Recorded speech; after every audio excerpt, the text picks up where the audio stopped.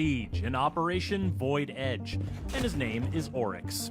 He's a defender, and in addition to crashing through soft walls and sturdy Frenchmen, he can also perform other feats of athletic prowess.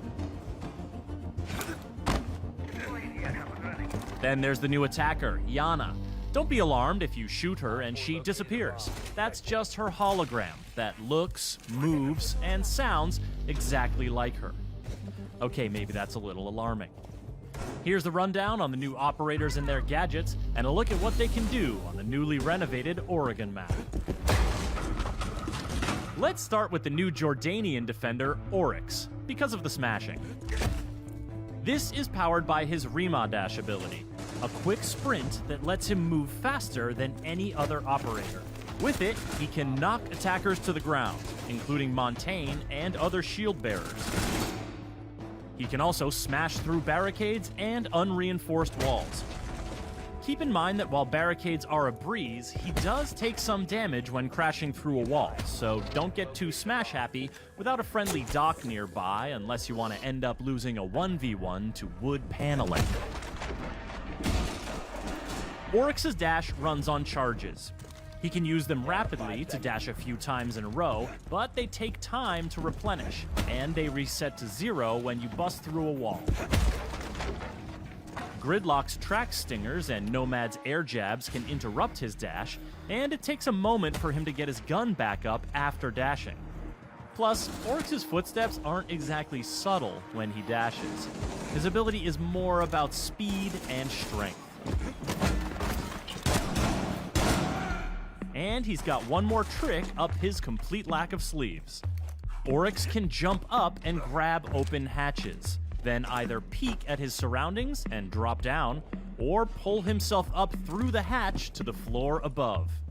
He can't do it on roof hatches, and you'll have to break open the hatch first, so choosing his Spas 12 primary over his MP5, or his Bailiff sidearm over his USP 40 isn't a bad idea. But his climbing ability is independent of his Rima dash charges, so you can use these two skills in tandem. This makes Oryx a dangerous new defender who will have attackers looking over their shoulders and wondering where he'll show up next. Operation Void Edge is also bringing the attackers their own deceptive new threat, even though it's something that can't hurt the defenders at all.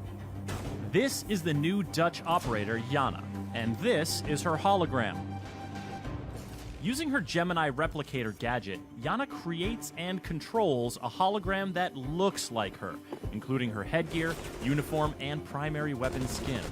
Moves like her, with the exception of rappelling or climbing ladders, and sounds like her. While it can't deal damage to enemies or physical objects, it can have serious effects on the defender's survivability. In addition to scouting traps, but not triggering them, Yana can make defenders think she is breathing down their necks, and bait them into throwing their C4, or dupe Smoke or Goyo into triggering their gadgets prematurely. After all, when a defender sees the hologram peek around a corner, or hears it in a hallway, how are they to know it's not the very real and very dangerous Yana?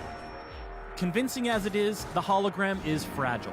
One bullet will destroy it, as will electricity or mute jammers. Maestro's evil eyes can zap it as well, and they can detect it's a hologram by the telltale lack of warm body glow. Shooting Yana's hologram does not result in a location ping, as with Alibi's Prisma holograms, and it can't ping locations, scan enemies, or see Vigil when he's using his cloaking device.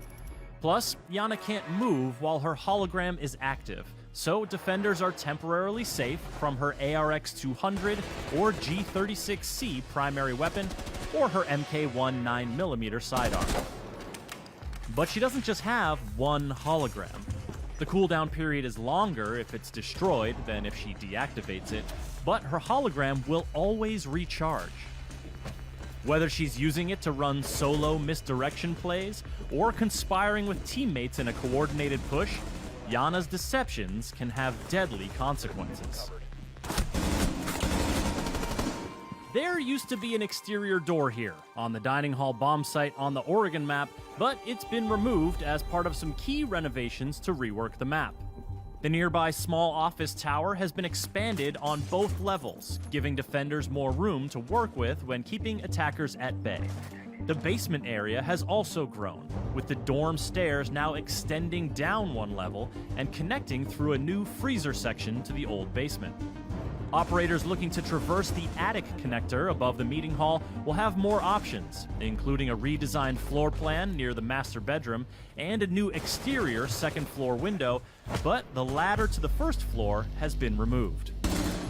You'll also find a new hallway connecting the big tower directly to the kitchen, allowing you to bypass the meeting room entirely. Operation Void Edge is also bringing some impactful gameplay updates that you'll want to know about. Changes to barricade damage will make breaking boards more consistent and less obstructive. Attacker drones will now spawn on the same side of the building as the attacker's first spawn location choice, and the player hub will be revamped for improved navigation. These updates, as well as the Oregon map rework, will be free for all players when Operation Void Edge launches. The new operators, Oryx and Yana, will be available at launch for Year 5 pass owners, and everyone else can unlock them a week later using Renown or R6 credits. For more on Rainbow Six Siege, subscribe to our YouTube channel and visit us at news.ubisoft.com.